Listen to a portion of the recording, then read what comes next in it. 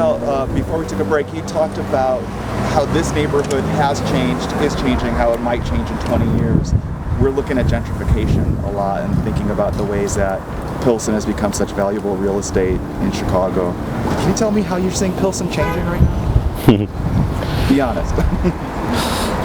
Well, I mean, it's... I mean, just from seeing this neighborhood to what it was, you know, like, with everything positive and negative, there's positive things to that transformation, calling it gentrification, or there's negative elements that come with it, you know, whether that gentrification, I mean, what it's doing, you know, like, I feel like it's good in the positive sense because it's like bringing this it's giving it light, you know, it's, you know, even me sitting here, you know, it's somehow people are interested in, you know, like what's going on or what's been going on, you know, so that's a positive element of it. And because, I mean, everything's business, I mean, supply and demand, because there is that demand now, you know, because there's more people that are interested in what's going on here, and it's just very unique, you know, you just want to come be a part of it, you know, so it's, because there's more people that want to be a part of it, it just drives things to go up higher, and that's just the way the society that we live in works, you know. What are the negatives? The negative to it is, you know, like what hubs that are left to mature, to blossom and bloom, you know. It's kind of like what I see neighborhoods all over the world like these, you know, just like where something that took a while for people to figure out what they wanted to embody or represent to make that bloom and flourish and give birth to something. But I mean, and that's how things like these are created. But I mean, overall talking about gentrification and how it's really changing things here in Pilsen, it's just really making it hard for people to just continue living here, you know, because again, what I was talking about, there's more people wanting to move here, so they're catering for that, you know, and with that transformation is making things more expensive for, you know, regular mom and dad who can't afford to pay $1,500 in rent, you know, they have other things to pay, and it's just making them move out of here and bringing in those people that can afford that in here.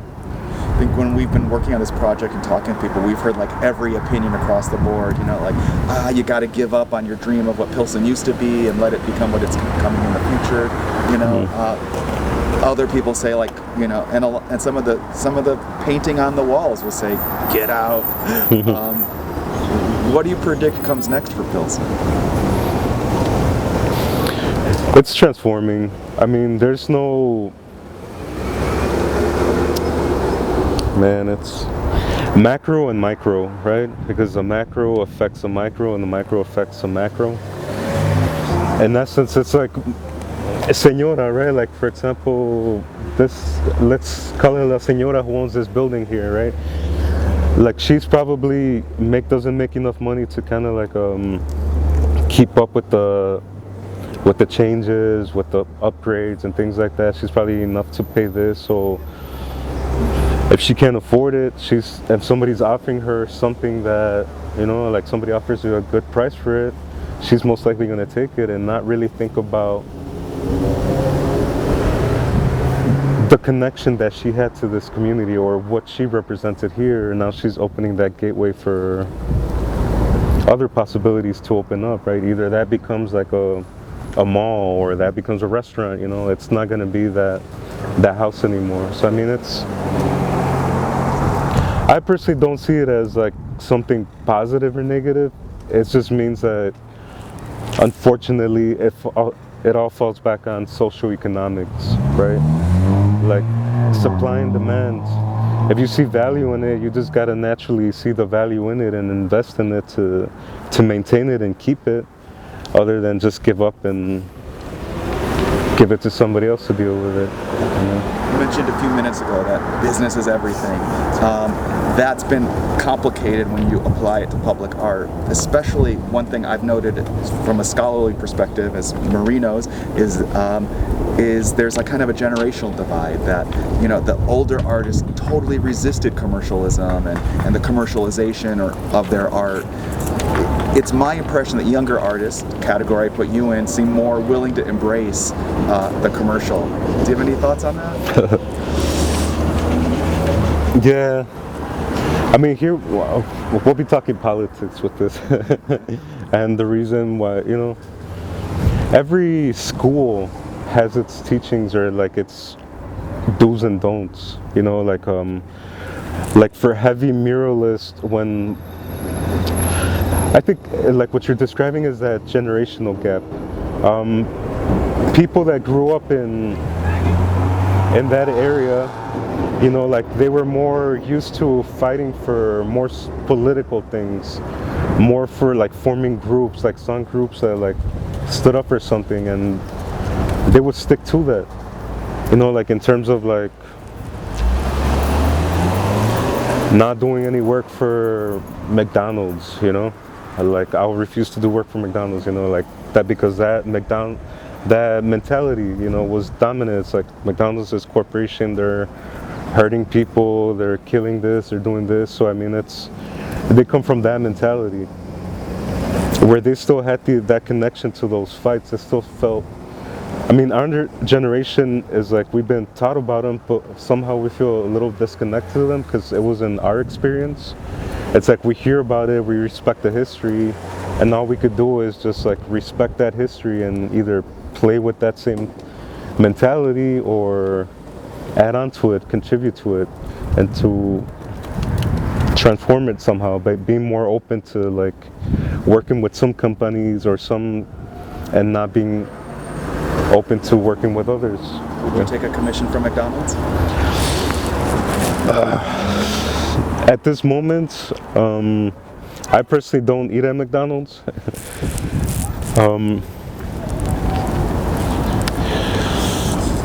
I would probably shoot myself on the foot, but I would say for what they represent and what they have been representing, it's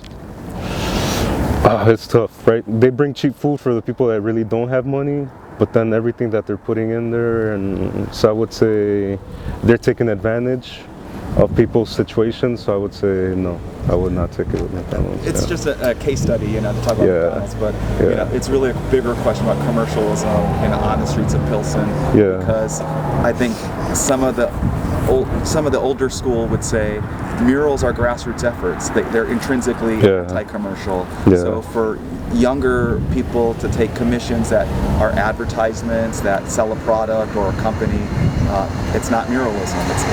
Yeah, I mean, we go back into the mentalities of the mural mentalities and what it is, right? Like, very quickly, a muralist mentality and the rules that they abide by is for the people. A mural is the story, the history, the visual history of a particular moment or of this particular people.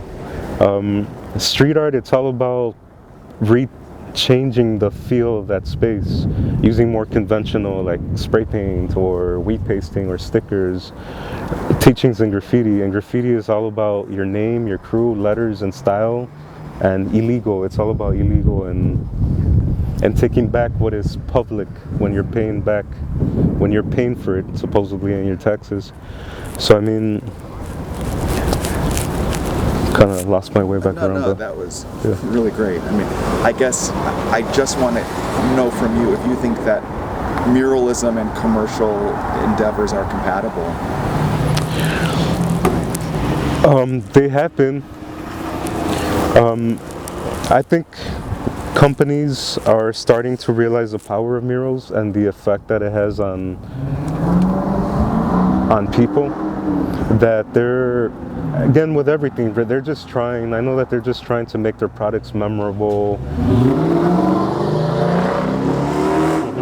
They're trying to have that, those connections to the communities of the people that are supporting their companies by being relatable, by catering to them. I mean, like everything, right? Like every company has their history or what they're working towards, and so yeah, there's companies that promote or continue pushing on those mentalities that, you know, keep supporting those, that it started with the people, so it should continue that, and they're just kind of like in partnership with that. And there's some others that, you know, like completely take away from it. So I mean, it all depends on the. You've worked in Brooklyn and Mexico. What can you tell us about working outside of this particular context? This is home for you, but what does it mean going kind of far away from home and doing murals in other cities or contexts? I mean, every place has their, again, like these unspoken rules that we're talking about, these teachings of like, nah, it's this way, and now we do it here this way. I mean, painting in New York, I mean, that's one of the strong fathers of graffiti culture and what turned it to what it is now. So I mean, like painting out there with spray paint in Brooklyn, I met with like graffiti writers that were painting in the 70s, or that were part of crews, or guys that you hear that in books nowadays that are leaving their mark. So I mean, it's to hear from their perspective is like, they push that graffiti as like, nah, graffiti's illegal. It's cool that you're getting paid for it, you know, it's dope. You're refining your craft, you can still do it and you get paid for it, so that's dope. But to them, it's still an expression. But when you paint in Oaxaca, when I painted in Oaxaca, like,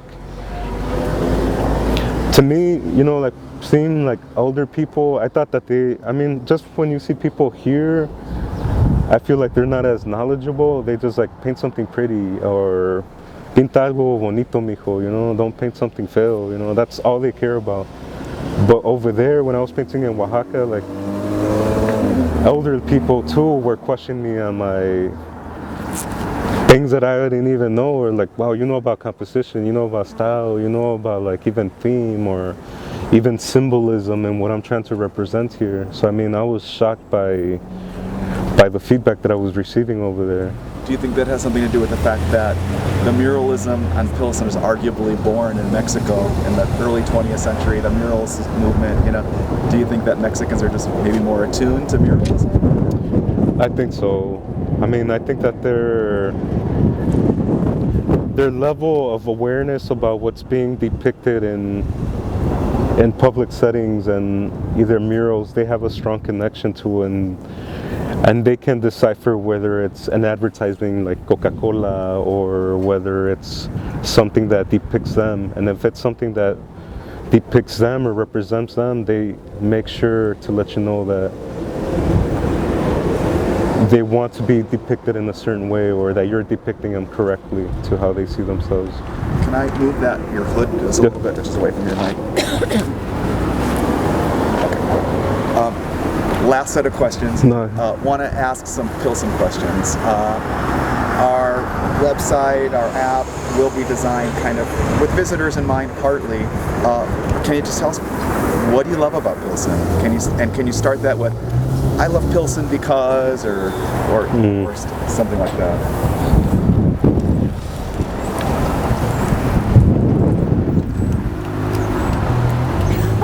Yeah, it's hard to answer that without. You don't have to. No, I mean,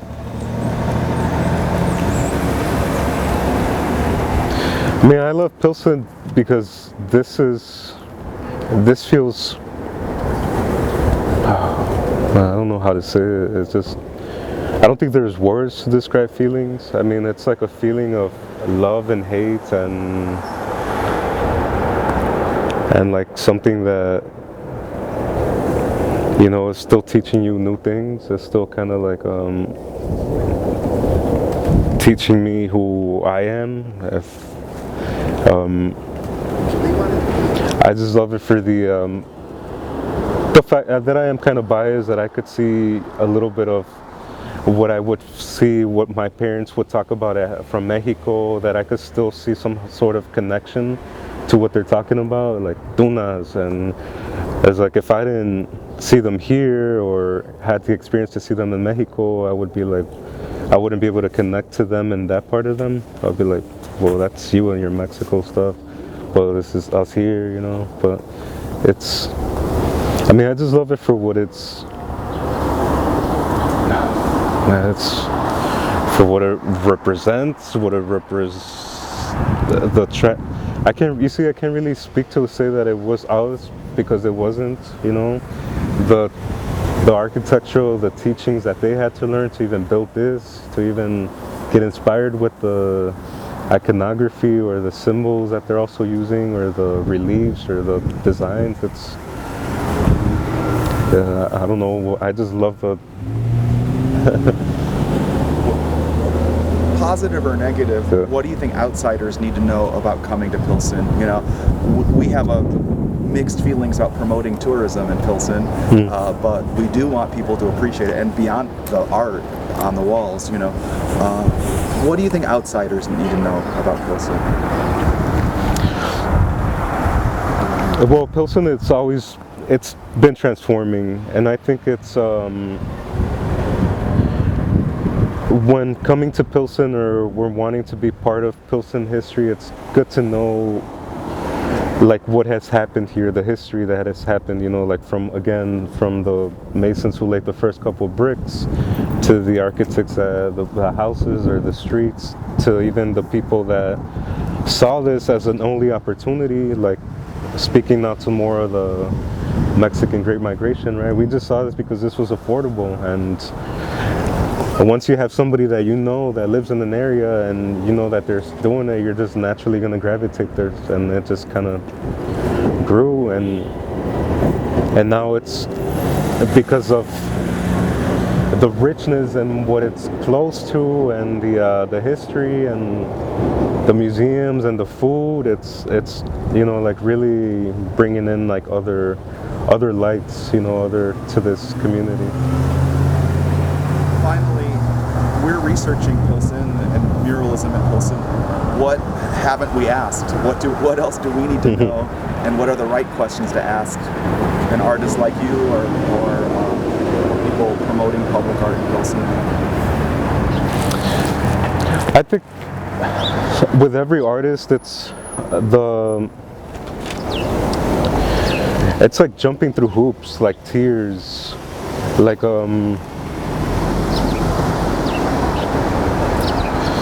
again, talking about like the graffiti perspective, the street art perspective, the muralist perspective.